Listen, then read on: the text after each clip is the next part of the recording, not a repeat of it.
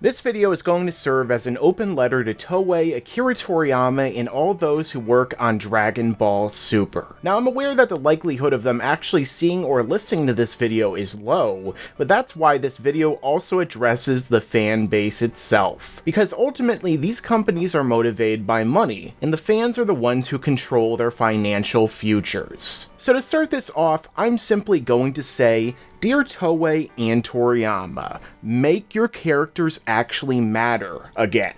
Now, as fans of this franchise, we all know that Son Goku is the main character of Dragon Ball. He has been since the very first episode of the original anime and the very first chapter of the Dragon Ball manga. But as we also know, a number of other characters have been introduced since the beginning of Dragon Ball, and the dynamic has been changed significantly since the initial series. We've seen more characters introduced with interesting backstories like Master Roshi, people with moral dilemmas like Ten Shinhan, and even those who started out as evil villains such as Piccolo but inevitably became heroes, redeeming themselves through their good actions. But with this being said, in the current landscape of Dragon Ball Super, how many of these characters actually matter? Well, it seems like the answer is 2. And those characters are Goku and Vegeta. But even if we look at Vegeta and his relevance in the show, even his worth and prominence is still lesser than Goku's. Sure, Vegeta often has cool moments in the series with his training montages, speeches, and he often has a cool moment or two against the main villain. But what does this really matter when his character always takes a backseat to Goku, and he never truly accomplishes anything of note in the franchise? Vegeta may have temporarily surpassed Goku in Battle of Gods, but he wasn't the one to face Beerus or become a god. Vegeta became a god later on through his own power and Resurrection F,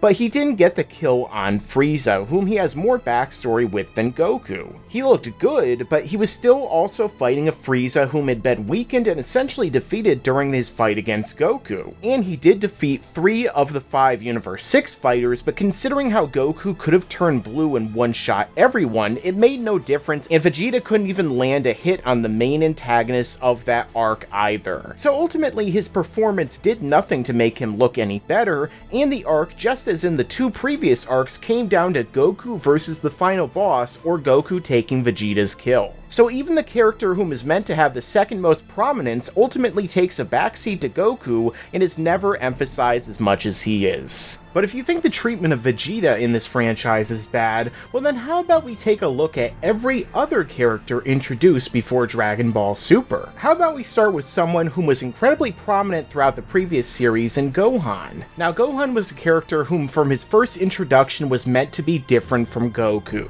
He wanted to be a scholar as opposed to a martial arts fighter, and he didn't really like to fight.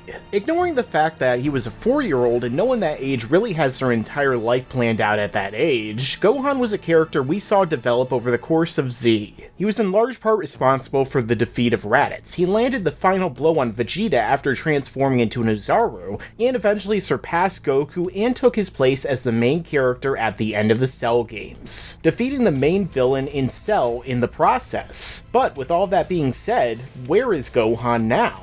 What has become of the second main character in this franchise and someone who the property shifted its entire focus to at one point? Well, despite his past prominence, Gohan has served to be nothing more than fodder in this current series. He was dominated by Beerus in the first arc, not even being hit by him, but rather having Boo thrown at him, knocking him unconscious. In the second arc, despite it being maybe 1 year later, Gohan could barely transform into a Super Saiyan despite him not losing any forms and not losing much power after not training for 7 years, and just having his ultimate form in the previous arc. He gets a small victory over Tagoma, but he still isn't even a match for Frieza's weakest form. And when he finally gets a rage boost, which his character is known for, he can't even hold it without passing out. Finally, he realizes he needs to train to protect his family and trains with Piccolo for at least 8 months considering that they reused the Dragon Balls again. He seemed prime in the Universe 6 arc to once again return to prominence, but was quickly written out of the tournament and as of now is being made to look weaker than he was in the Cell games, which makes absolutely no sense at all. So now the character whom was arguably the second most important in the franchise and whom was the most important character in the franchise at one point, is now reduced to some weak nerd whom seems like he's never going to fight again, despite literally saying he wanted to in the previous arc after training and being made to seem even stronger than ever. And what was the entire point of this build-up in the series for Toei and Toriyama to ultimately throw it away for no apparent reason? And what about Piccolo? Piccolo at the end of Dragon Ball was primed to be Goku's rival, and even though in Z that role was essentially filled by Vegeta, Piccolo was always kept in the shuffle. He was the one who killed Raditz and saved Gohan from death. He became strong enough through training on King Kai's planet and fusing with Nail to get the better of Frieza in his second form.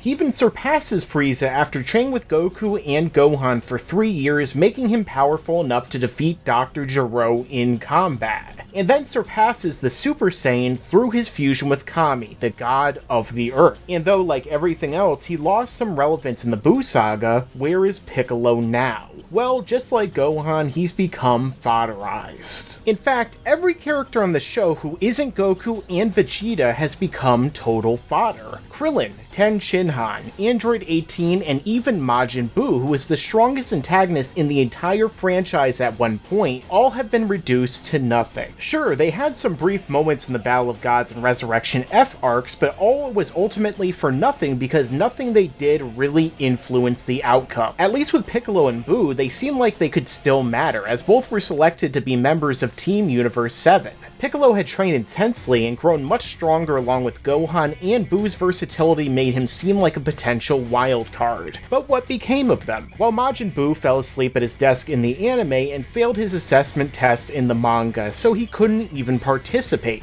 Piccolo's participation, on the other hand, was ultimately pointless as well. He had a weakened Frost beat, but still lost and forfeited so Vegeta could fight Frost. And as we know, Goku and Vegeta could have beaten everyone on Team 6 by themselves. So Piccolo even being involved didn't matter in the slightest. And this is a significant problem which plagues almost every single character in this franchise at this point. None of them actually matter or have any real impact on the conclusion of these arcs. But why don't these characters matter? Why shouldn't they matter? Each of them has their own fan base. Each of them is someone's favorite character. Each of them has their own dynamics both in character and moveset, and all of them are ultimately being wasted on this show because they're not being used or developed in any real way.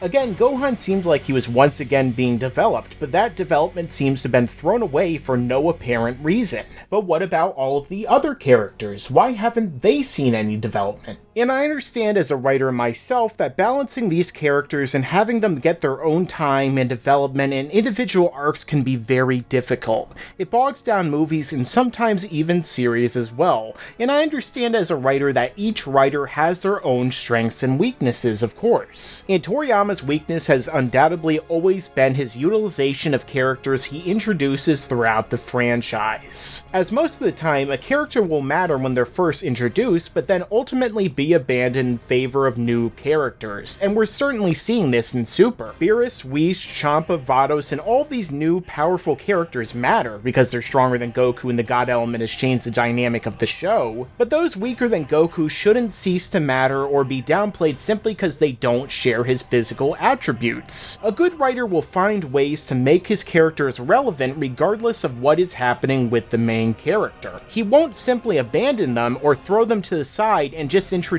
new characters that will essentially take their spot and take their place. When you have a franchise that has grown to include so many different characters and spans multiple series, you have to continue to have it evolve and change the dynamics to suit the larger supporting cast. Dragon Ball Super is no longer the same series that Dragon Ball was. We can't keep pretending that it's still a single character focused show or should be a single character focused show. It's an ensemble series now. In an ensemble series with a team of characters is best suited to be playing to the strengths of each character, making them stronger, developing their characters, and having them have their own personal arcs. And really, any of them should be a believable choice to win in the end, not simply their leader. And I know many will say, but Goku and Vegeta are gods now. The other characters are too far behind and could never get that strong realistically. But how realistic was it for any character to surpass a Super Saiyan, even the Super Saiyans themselves? How realistic was it for Piccolo to surpass Frieza, or for Goku and Vegeta to even become gods in the first place? This is a fictional universe where plot elements and plot devices are instituted at the drop of a hat. So why is it so unbelievable for other characters to matter again? Not to mention, by the description of how God Ki seems to work, if the other characters train to use it, any of them should be able to, even the so-called weak characters like Yamcha. And if they can't, then they should have them develop techniques that even the playing field. We all know about the Destructo Disc, Tri-Beam, and Special Beam Cannon, all of which can deal significant damage to or kill foes that are stronger than the user. So why couldn't the characters develop more techniques like this? Take a look at another anime in Hunter x Hunter. Togashi was able to take a character like Kurapika, whom seemingly wasn't on the level of Gohan and Killua, and through specialized training and developing his own techniques, make him arguably the most powerful protagonist on the show. His various chain-based attacks took not only good advantage of his physical strength, but his mind and strength of will as well, allowing him to defeat characters whom seemed unstoppable or like a serious threat to any of the protagonists. So why can't characters like Piccolo, whom is known as a strategist, develop his own new unstoppable technique? He did this in the beginning of Z with the Special Beam Cannon, but despite being surpassed time and time again, he never seemed to develop anything new or interesting. And what about Ten Shinhan? When he was first introduced, he was known as a prodigy and even more gifted fighter than Goku. Not only did he learn others' moves with ease, but he was able to invent a counter to the Kamehameha, which gave him an edge against anyone who used the technique. Tien's Tri-Beam since developed to where he could use it multiple times in a row and even hold an opponent as powerful as semi-perfect Cell down for an extended period of time. But after that point, he saw no more development, and for a character that trains non-stop, developing a new technique that lets him compete with far stronger characters only seems like a natural evolution of his character. And then there's Majin Buu, a character we've never even seen train, but is still one of the most powerful characters in the franchise with potentially devastating techniques, such as the Candy Beam and Absorption. Considering how powerful Frieza got when he trained for the first time, Buu training and becoming on par seems only natural, as with developing a number of new techniques that would be unique to his character. Or he can even absorb a strong character into his body if need be and then defuse with them after a tough fight, once again playing up the teamwork element. And that's ultimately another big factor in everything that really needs to change with this franchise. The conflicts and victories should feel more like a team effort. Even if Krillin, Yamcha, Ten Shinhan, Buu, and Android 18 don't defeat the main villain, they should at least play a role in his defeat. I could easily foresee a situation in which the supporting characters distract the main villain while Goku or Vegeta charges up their finishing blow. Or perhaps Goku and Vegeta have lost to the villain, but he's so weakened as a result of their fight that the weaker characters can actually stand a chance and defeat him in battle. I mean, just imagine Krillin stepping onto the scene and defeating the main villain for once. I'm sure that all longtime Dragon Ball fans wouldn't have any real issue with that. And their support doesn't even have to be based entirely on fighting. They could be included in other ways. For instance, Gohan's character is now a scholar, someone who is more interested in study than training. But in a show centered mainly around fighting and growing stronger, Gohan has essentially been lost in the shuffle. But what if there were a way to combine these two elements into one in the same? The role that Whis filled, explaining how the butterfly effect worked, could have easily been filled by Gohan. Or scenes where we need scientific explanations and exposition to explain to the characters and audience what is happening in the show. After all, we've never been told what Gohan is a scholar of, and this could be used to the show's advantage. Gohan could have easily participated in the multiversal tournament, fighting in the name of science and learning. He could have been doing a thesis paper on multiversal theory, or on the godly hierarchy, or even fighting techniques, and could document all of them firsthand through his own fights, or even observing them. Gohan could also take up engineering and become a more Bulma-esque role. He wouldn't need to be the strongest, but he'd basically be a Bulma who fights, and can create inventions to make him stronger or aid the rest of the Z fighters. There's a multitude of ways to make Gohan relevant and involved in the story that wouldn't conflict with his character or desire for peace. peace. As Gohan even said in the past arcs, he needed to get stronger and stronger to protect his family against future threats, and how best to do that than to use his body and mind to accomplish his goals. There's a number of anime out there with pacifist main characters and those whom only fight out of duty or obligation but want to just lead normal, peaceful lives. This is where a lot of the drama comes from. Gohan having to leave his family but promising to return would make for interesting drama, and his internal conflict about what he's doing would make his character far more dynamic. And this could also apply to a character like Krillin, who leads a similar life. He has a life and family as well, but sometimes he must go off and protect them from afar. These sacrifices that the characters make ultimately make them much better and more interesting because we totally understand their conflict, their motivations, and can relate to them as people. But in the current landscape of Dragon Ball Super, all of this is being wasted, and all of this potential is being unharnessed to where it could really make an impact and make this show that much better in the process. And ultimately, that's one of the biggest problems with this show right now. The show focuses on Goku as a main character, but what character arcs does Goku have left? What development has Goku seen since the beginning of Dragon Ball Super? Is his character continuing to evolve? Maybe in terms of his power rising and his forms changing, but Goku is still essentially the exact same character he's been since the end of Dragon Ball, only with a few minor tweaks. And people wonder why many of the fanbase want the show to shift focus to other characters or for the dynamics to change to focus on multiple characters simultaneously. Goku doesn't have to go through a massive change as a character, but he should still be having character arcs and still be evolving as real people do. That's why so many more people seem to relate to Vegeta as a character. He's gone through character arcs, truly developed, and feels more like a real person. It's the Superman or Batman effect. But Goku isn't Superman, and he doesn't represent the ideals of truth, justice, and the American way, except for in maybe the English dub. He can change and become more interesting, and he really needs to if this franchise is to truly evolve. Not everything seems grim from this perspective though, as this show has recently made some strides towards developing side characters with the return of future Trunks. And the execution of that thus far has certainly been stellar. However, we still need more of this type of development and focus on the rest of the cast for this show to continue to improve. In conclusion, I truly respect Akira Toriyama and those whom have made the Dragon Ball franchise what it is today, as well as those whom continue to produce Dragon Ball Super today. I believe that Toriyama is actually underrated as a writer, as his ability to execute concepts and create big moments with emotional investment is among the many reasons why his works have continued to be so successful. That being said, when this franchise is now over 30 years old, it has to evolve and change with the times and current tastes and temperaments of the audience whom views it. Otherwise, it's merely a franchise whose tropes and conventions are becoming more and more antiquated,